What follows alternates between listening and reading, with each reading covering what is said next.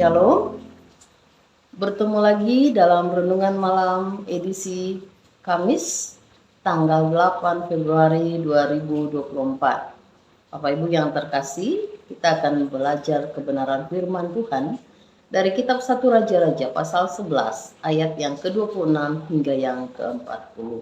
Saya berharap bahwa Bapak Ibu Saudara boleh membacanya secara keseluruhan, karena saya akan mengajak kita untuk memfokuskan kepada ayat yang ke-38. Saya akan baca, demikian bunyi firman Tuhan. Dan jika engkau mendengarkan segala yang kuperintahkan kepadamu, dan hidup menurut jalan yang kutunjukkan, dan melakukan apa yang benar di mataku dengan tetap mengikuti segala ketetapan dan perintahku, seperti yang telah dilakukan oleh hambaku Daud, maka aku akan menyertai engkau, dan aku akan membangunkan bagimu suatu keluarga yang teguh, seperti yang kubangunkan bagi Daud, dan aku akan memberikan orang Israel kepadamu.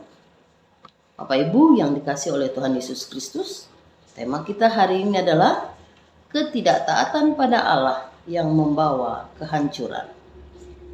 Dan kitab 1 Raja-Raja pada saat ini adalah gambaran dari keadaan bangsa Israel di bawah pemerintahan Raja Salomo.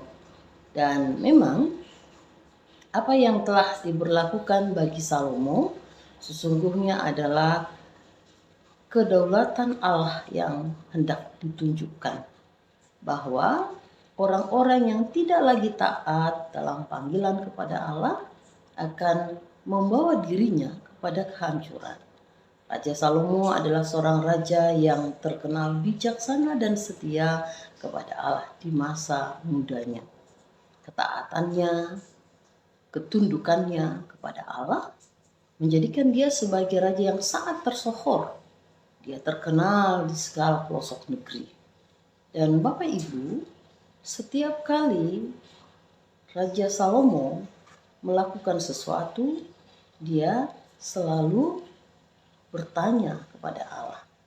Tetapi sangat disayangkan dengan adanya perkawinan campur yang dilanggar oleh Raja Salomo, membuat dia pada akhirnya condong kepada dewa-dewa sembahan istri-istri. Padahal sebelumnya Allah telah memperingatkan bahwa orang Israel tidak boleh kawin campur, bukan karena alasan politik, tetapi karena alasan rohani, spiritual yang harus dipertahankan kepada Allah. Dan Allah memang sudah menyatakan dan tidak boleh pernikahan campur terjadi. Karena sekali lagi, ketika hati sudah terpikat, maka kecondongan hati seseorang akan mengarah kepada apa yang dia sukai. Dan ini menjadi satu hal yang membuat seseorang jauh dari Allah dan tidak mengingat lagi apa yang sesungguhnya Allah inginkan. Nah, ini pun terjadi pada kehidupan Raja Salomo, di mana dia lebih mencondongkan hatinya kepada Allah-Allah istrinya.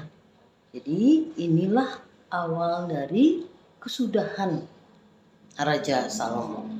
Bapak Ibu, memang di awalnya Raja Salomo telah diperingatkan agar jangan sampai ada pernikahan orang Israel dengan bangsa Moab, Amon, Edom, Sidon, dan Het. Karena memang mereka ini adalah bangsa yang tidak mengenal Allah. Mereka menyembah dewa-dewa kesuburan seperti Dewi Esitoret.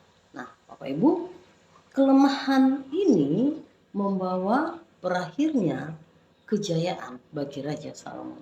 Kejayaan yang berakhir karena kelemahan moral dan rohani. Awal-awal ketika dia mulai tunduk dan taat kepada keinginan istri-istrinya, dia sudah membangun yang namanya bukit-bukit pengorbanan.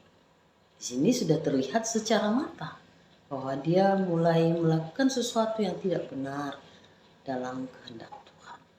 Dan hidup Raja Salomo yang dulunya diwarnai oleh kebijaksanaan dan penuh dengan hati yang condong kepada Allah menjadi berubah. Bapak Ibu yang dikasihi Tuhan, memang segala sesuatu akan tetap baik karena bersama Allah. Tetapi di luar Allah, seseorang siapapun itu tidak akan bisa melakukan yang terbaik. Nah, karena itulah di dalam ayat ini seorang nabi yang bernama Ahia telah memberikan perkataan ini kepada Yerobeam bin Nebat. Dia adalah seorang Efraim dari Zereda dan dia pengawal Salomo. Nama ibunya Zerua. Jadi sebenarnya dia seorang pengawal yang tadinya mendampingi setia Raja Salomo. Tetapi kemunculan musuh-musuh Raja Salomo ini adalah karena ketidakpuasan. Mereka mulai memberontak dan menyusun kekuatan sendiri. Dan Nabi Ahia yang pada saat itu menjadi nabi di Israel telah memperkatakan hal ini kepada Yerobeam. Dia akan menjadi raja atas 10 suku Israel. Bapak Ibu, memang segala sesuatu harus dimulai kepada Tuhan. Apakah itu kehidupan keluarga, rumah tangga, apakah itu kehidupan pekerjaan, tugas, dan lain sebagainya, dan terlebih tugas pelayanan. Harus dimulai kepada Tuhan, penyerahan kepada Tuhan, bersandar kepada Tuhan, mengandalkan Tuhan. Tetapi tidak cukup hanya di awal saja seperti Raja Salomo. Harus berakhir kepada endingnya, di mana tetap setia sampai akhir. Jadi tidak cukup memulai bersama Tuhan, tetapi memulai dan mengakhirinya harus bersama Tuhan. Kita percaya apa yang kita mulai dan kita teruskan sampai saat ini, sampai akhirnya bersama Tuhan akan diberkati oleh Tuhan. Apakah Bapak Ibu Saudara sudah mengalami hidup bersama Tuhan hari ini? Apakah kita percaya bahwa Allah memberikan yang terbaik untuk hidup kita? Hal ini perlu untuk kita boleh ada di dalam pikiran dan hati kita, mengawali segala sesuatu bersama Tuhan. Sebab ingatlah, ketidaktaatan pada Allah membawa kehancuran. Ketika kita tidak melibatkan Allah di dalam hidup kita, ada hal-hal yang akan membuat kita menyesali apa yang sudah terjadi. Tetapi bersama Tuhan tidak ada kata penyesalan, melainkan rasa syukur yang boleh kita ucapkan. Selamat menjalani hari ini. Tuhan Yesus memberkati. Amin. Mari kita berdoa. Bapa di surga, kami sungguh mengucapkan syukur sebab Engkau Allah yang mengasihi kami. Terima kasih Engkau tidak pernah meninggalkan kami Bapa. Engkau selalu menunjukkan jalan yang benar untuk kami. Berilah kami kepekaan hati dan kesetiaan untuk terus mengikut Engkau. Sebab kami percaya berjalan bersamamu adalah sebuah pilihan yang sangat-sangat baik.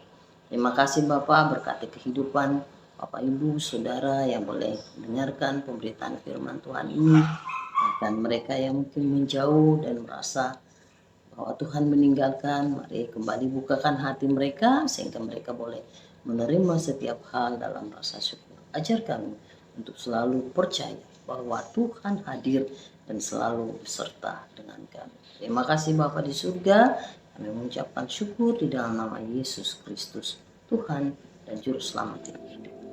Amin.